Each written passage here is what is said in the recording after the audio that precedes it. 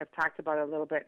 It was written by a woman named Lisa Mayfield, and she talks about she's divorced and she's now dating, and the guy that she's been dating, she can tell he wants to get intimacy, and she wants to get intimate, and she's kind of scared to let him be intimate, and she has to tell him, and so she decides to tell him when they're just about to eat at a buffet, and he loves buffets, and he's anxious, and he says, does it have to be right now? And she goes, no, I've got to tell you something important. And basically, she says, I had a bowel disease, and it made my whole colon sick, so my whole colon had to come out, and now I have to wear a bag all the time.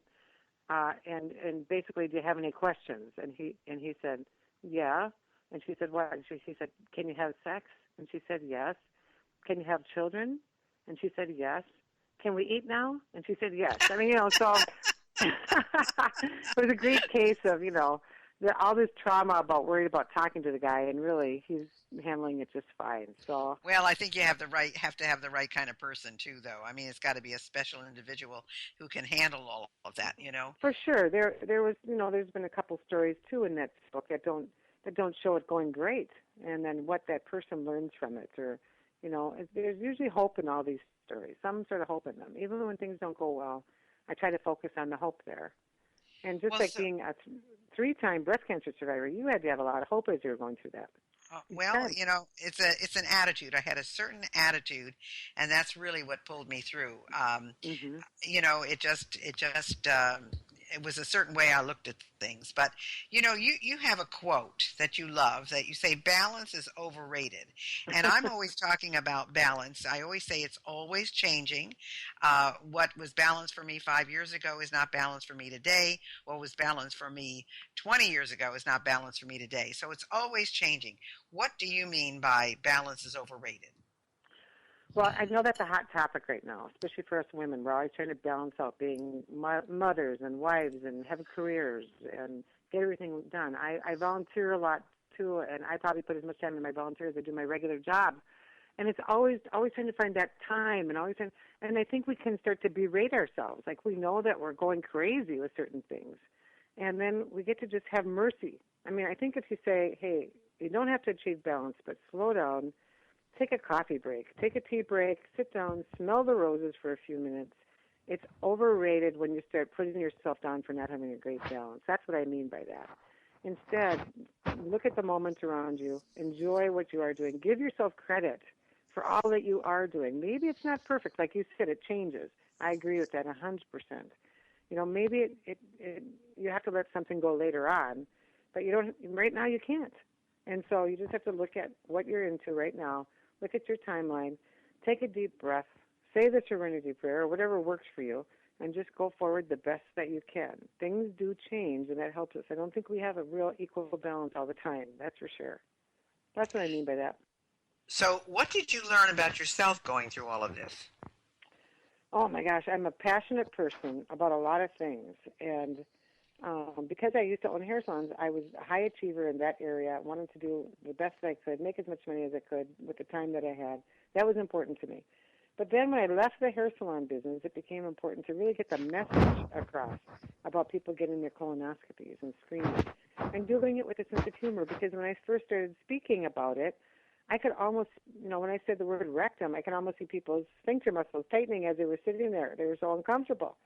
But I found a way to bring humor to this very awkward conversation, and then I realized this is what I do. When I'm in uncomfortable situations, I can tell that humor always is a good comfort setter. So it kind of became important to me to start doing that in every situation I go to.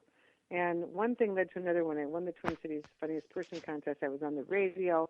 Someone asked me to come and give a talk at their church with the church ladies. And I went there and I realized, oh my gosh, I like speaking. So I didn't know 16 years ago when my rectum was removed that would make me be a national speaker across the United States and Canada, that I would write 5 books. And we just don't know this about ourselves. We just don't know what we're capable of until we're put in the fire, the testing fire of life, And boy, that is the truth. I mean, they always say heroes aren't born; they're created at the time that it's necessary. You have it in you. But yeah, how can someone learn more about your workshops, your books, your presentations, things like that? go to livingandlaughing.com, all spelled out, livingandlaughing.com. You can order my books on Amazon, or let's see, what else could you do? Just call me, 952-882-9882. Love to talk to you. Give it again, please, Brenda. My phone number is 952-882-9882. And Fantastic. I know you're based out of Florida. Love Florida. Hope to come there again this winter. Oh, that's great. Well, now, you also are chair of the Association of Applied and Therapeutic Humor. And, how could I forget to even talk about that? It is so exciting. It is so much work, and it's so exciting. And it's a volunteer. And they're having a conference in April in Arizona. So can anyone come to that? Anyone can come to that. It's April 7th through 10th in Mesa, Arizona. You go to aath.org, and you can sign up for it. What is really great is if you have an opportunity to use humor at work or a play or at home, if you do it for your job, if you want to find a way to bring humor into serious situations, this is the place to come to. Not only are they known for having good conferences full of humor, but the education piece, the research behind humor, where that's coming from. So we have people that come in from all over the country that share their research and talk about it with us, what they're doing. And we have breakouts and humor samplers and great keynotes. So please check it out, aath.org. I myself am in their third year of the Humor Academy, so we can always learn. I'm a third-year student, and I will graduate in April with my CHP, my Certified Humor Professional. So there you go. I've got a degree now. See? Better than the other one. I always tell people when I speak, I always tell them, I'm always talking to healthcare professionals, and they have so many degrees like yourself, and I'm always intimidated by that. I don't even have my degree finished yet. So I made up a degree. A friend of mine who had 2 PhDs, she said, you should just make up one. And so I did it. It was called LRF. Have you ever heard of that, Dr. Carson? No, I haven't. LRF degree? Well, living rectum-free. Oh, because see, to me, that's living regret-free. That's my show, Living regret-free, but living rectum-free. Wow.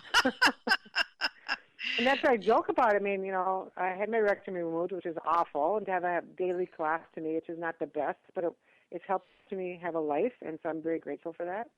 And but I decided I would be able to be okay with it and live life fullest. And there's nothing I can't do that a normal person can do. I can go swimming and biking and, jump from planes if I want to. So it doesn't keep you from doing anything. Just live life to the best that you can with what you've got. Well, you've gotten a lot of advice here today from someone who has certainly been through it.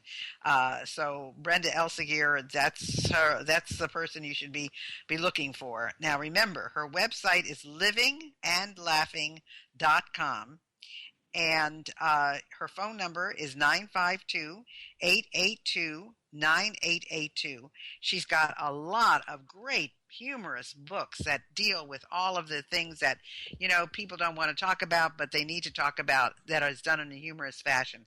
So for those of you who have been through the mill and have had a really serious disease or illness, you've got to look at the positive. Otherwise, you're never going to live a better life, and it's so important for you to do that. So I know that Brenda would be happy to talk to you. She'd love you to visit her website. She'd love it for you to write her books, read her books, and if you would like to have someone speak to your group on humor, especially if it's a group that deals with some kind of illness, she would be perfect for you. So, and Dr. Carson, I got to interrupt you. Did I even talk about my last book, my 5th book, Your Glasses Are on Top of Your Head? Tales of life, longevity, and laughter. It's about funny. It's about something, looking for the funny as we age, and that's really exciting to me too. So I'm sorry I forgot to mention that. Well, you know something? There was a TV commercial out. Sometimes they still have it on, and she's screaming at everybody, "Have you seen my glasses?" And they're on the top of her head, and I just laugh and laugh and laugh at that. Well, Brenda, it's been a delight talking with you, and hopefully people will find you on the web and order your books and have a better life because of it. So thanks so much for being with us today. Thank you for the great opportunity to talk about humor. Appreciate it.